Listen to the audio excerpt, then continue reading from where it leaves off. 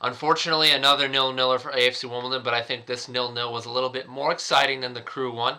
Again, a bit of a pattern that we've been seeing in the past maybe 5, 6 games or so from AFC Wimbledon. A bit of a slow first half with a couple of opportunities that I will highlight. Second half definitely picked up, especially with that red card, or double yellow, I should say, which I'll also get into.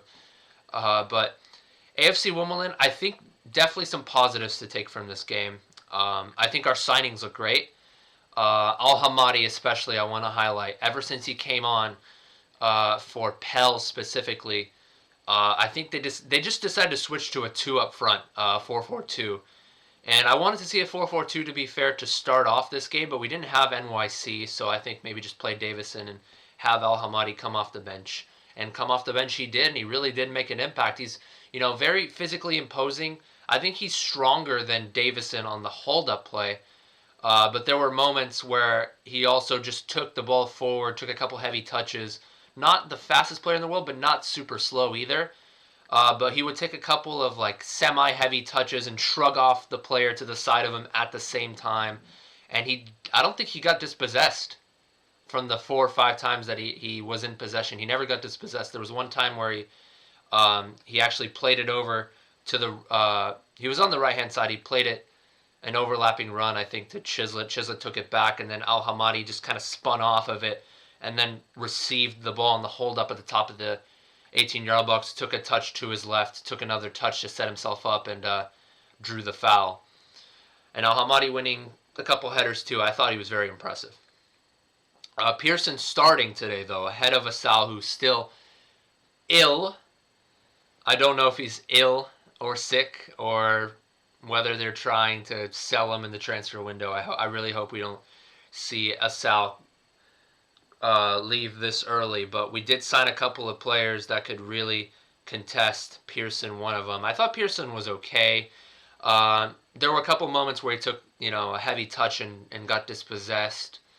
Or maybe took a little bit too long and the ball got dispossessed, but he wasn't terrible. I think he made an impact on the game in certain flash-in-the-pan moments, notably in the second minute of the game where... I'm going to take my headphones off. Second minute of the game where he received a pass from Marsh on the wide area, and then he kind of back-heeled it. It was very skillfully done towards Marsh, and Marsh got a good ball into the box that was headed away for a corner. But Pearson, had a couple flash-in-the-pan moments. I think off-the-ball press, he's not like an Asal where he runs like a headless chicken, but he does press off the ball, and he is a fairly quick individual. So Pearson, I'd say, he had an average game, I'd say. It wasn't great, wasn't spectacular, but I think, there's some positives to look at for Pearson. As for Armani Little, won a few headers, switched the play a couple times, good distribution. He's kind of like an Anthony Hartigan type of player, but maybe a little bit better in terms of winning the ball in the air. Not too much to say about Little. I think he has some good distribution, good passing. Can really serve as a good central defensive midfielder. Ahead of Marsh, who I thought had a decent game until maybe later in the game where he got beat a couple times on the wide areas and also just got stuck into a couple challenges. Dove into a couple of challenges and got beat, I should say. So, good first half, meh second half for Marsh, and then he got taken off. Who else? Let me just analyze or go back to the beginning of the game. Like I said, second minute, good opportunity for the Dons.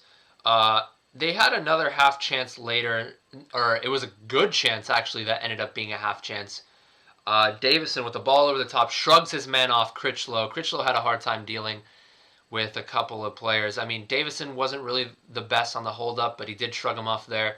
It was mainly Pell, Pearson, and Al-Hamadi who gave Critchlow, the center back, some problems. But Davison did shrug him off in that instance.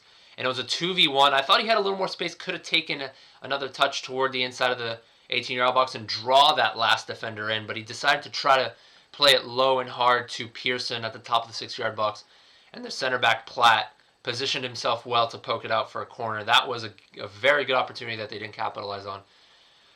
Bradford's only real clear-cut chance of that first half was what was like a miss-hit shot from outside the 18 off of a clearance from a corner, and then they try to poke it, and it bounced off a player in the 6-yard area, and it went out for a corner, I think, in that instance. But nothing too crazy. Second half, I think both teams had some pretty decent opportunities. Bradford had a goal line clearance from Byler, where it was a bit of a good spell of possession, a good spell of play from Bradford in the 45th to 55th minute. I thought we sat back a little bit and allowed Bradford to get in. And they, put a couple decent balls in the box. One of them was headed towards the back post over Zenev's head and cleared away by Byler. I thought we gave a little bit too much time and space to the outside backs, which can tend to happen when you play two central midfielders and three attacking midfielders. I thought Chislett maybe could have dropped back deep a little bit to help on the challenges. We gave a lot of space to Folds and Halliday on the wide areas. Thankfully, most of the crosses were dealt with, aside from that little spell in the beginning of the second half, as I mentioned. But most of those crosses were dealt with pretty effectively by the likes of Kalambai and Pierce. And I thought Curry won a couple of headers too. I thought he was very imposing in the air. So we dealt with some of the Route 1 stuff, but most of the time they played, on the ground, and they played, good spells of possession. But when they got in the final third, our shape was decent, aside from, the 45th to 60th minute where we sat back and allowed a little bit of good play from Bradford.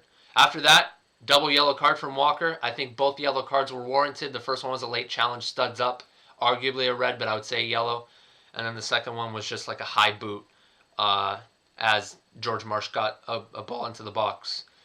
So yeah, double yellow. It took us a good 10 minutes after that, around the 70th minute, to really start to ramp up the momentum after that double yellow, but we really did start to ramp it up. And I thought Al-Hamadi was a very positive influence. I think he was the substitute of the match. And the overall man of the match, I would say Woodyard. I think Woodyard stopped a couple of counterattacks. He charged back towards goal side of whoever was on the ball and forced the player back.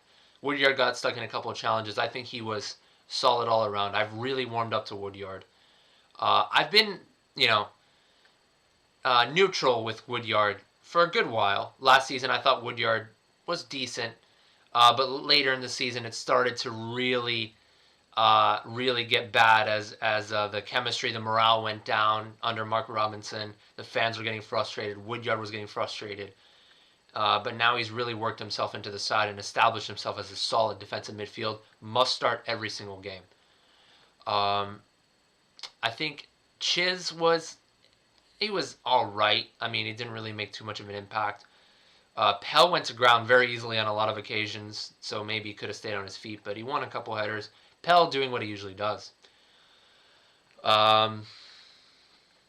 Who else have I not mentioned? Senior coming on. I think he provided some fresh legs. I think Senior wasn't too much of an impact, but got back defensively. Helped out on the double teams whenever they brought it out wide. I thought he did all right. I mean, Senior did what he needed to do. But yeah, I think that's all I really have to say about that particular game. I mean, 15 shots for AFC Wimbledon, 3 on target, 11 shots for Bradford, 4 on target. There were several opportunities where AFC Wimbledon took some long-distance shots. And I said Armani Little should come on, and he did, because he does have that long shot. He does have that tendency to strike from distance at times, but he didn't really find those opportunities. And Little, I mean, played some good balls forward. Distribution was good overall. And I think we'll look to see more from him in the future. Maybe ahead of Marsh in the next game, I'm not sure. But that being said, decent game from AFC Wimbledon. I thought we could have maybe taken advantage of the double yellow. I think we were a little slow to try to take advantage of it. And then we kind of fizzled out in the last 5 minutes or so. Or 10 minutes, I should say. The last 5 minutes, there were a couple of half chances from both sides. But all in all, in terms of whether or not it was 2 points dropped or not, I feel in essence it is 2 points dropped, because we, on paper, down to 10 men, could have taken more advantage. I think we were just a little bit too focused on trying to get it up to Davison. And every now and again, when we did find it in the wide areas, we did try to find the overlaps to Biller and whatnot. But normally when it would be played on the overlap, they would play back. There wasn't too many instances of someone taking someone on 1v1, challenging somebody on those instances on the wide areas. We put a lot of balls in the box, most of which Bradford headed away. But like I said, Al-Hamadi, positive influence on the holdup. Davison, a little quiet today. I'd say on the holdup wasn't as good, and I just don't think he made as much of an impact overall in general. But, that's a positive, though. Al-Hamadi coming on doing well. Hopefully they can play a 2 up top with Davison so that Davison can have a little bit of support. But yeah, I do think in the end it wasn't the worst result in the world considering it is a rigid Bradford side, but I do think 2 points dropped is a fair shout. I do think we could have done a little bit more with them going down to 10 men. But I'm not too negative either. I mean, there is definitely positives. I think Johnny Jackson definitely did a good job in the transfer window, and we got the right signings in the right areas. So, on to the next one, boys. That's all I have to say.